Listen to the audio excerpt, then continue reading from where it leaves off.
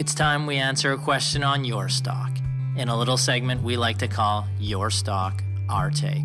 Buy, sell, or hold. We have a special Your Stock, Our Take episode today featuring KeyStone's own Aaron Dunn, appearing on Capital Ideas TV with Mark Bunting. You can find the full interview on capitalideasmedia.com. Now, here's a top pick that's interesting. One of the biggest companies in the world, Microsoft, on the NASDAQ, MSFT. You probably know that.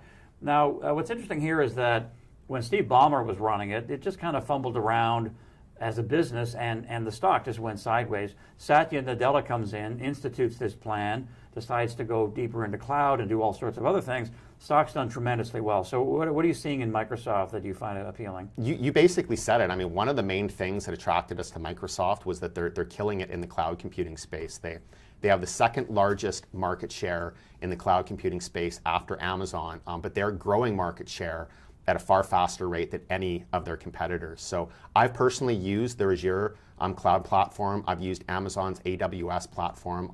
I like Microsoft. I like their Azure platform. It's much more user-friendly, so I can see why it's gaining market share. But really, it's some people refer to it as the evil empire. I just think it's a great business. They're mostly known for their Office products and their Windows. And that's kind of why the company stagnated for a while, because there wasn't really a lot of innovation. But they're really innovating now, and they're changing the way they do business. And they're in a lot of different areas that people don't really associate them with. So, for example, they own LinkedIn, the largest social media platform for professionals. They own Xbox, which is the second largest market share gaming platform in the world.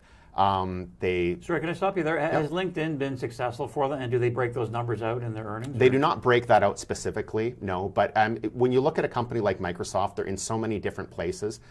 Certain aspects of their business will support other aspects of their business, and a lot of time it basically comes down to data as well, in terms of how they can use the data to support other areas.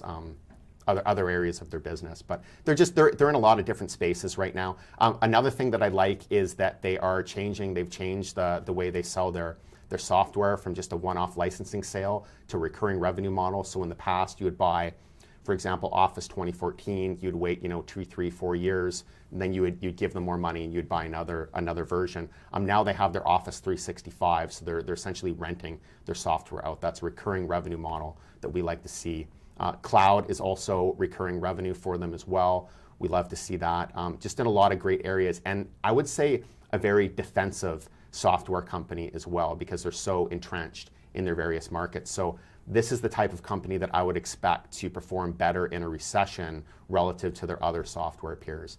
But great financial performance across all their business segments over the past few years, and in the most recent quarters, double-digit mid-teen growth in revenue and earnings per share, which is what we like to see. And trading at what I believe to be a very reasonable valuation. So it's come up recently. We recommended it earlier this year at about 105. It's around 130 right now, so it's come up, but we still like it. It's trading at about 27 times next year's expected earnings. Well, if you look at software companies in the US that have the type of fundamentals that Microsoft has, typically you're paying 40, 50 times or much higher.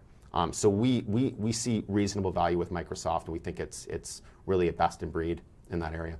We had Microsoft as a cover story in our Capital Ideas Digest several months ago. You can find that on at capitalideasmedia.com. I think it was trading around 120 at that point. That was based on some research, and stock has sort of ebbed and flowed, but it's up since then. So that's another top pick from Aaron Dunn.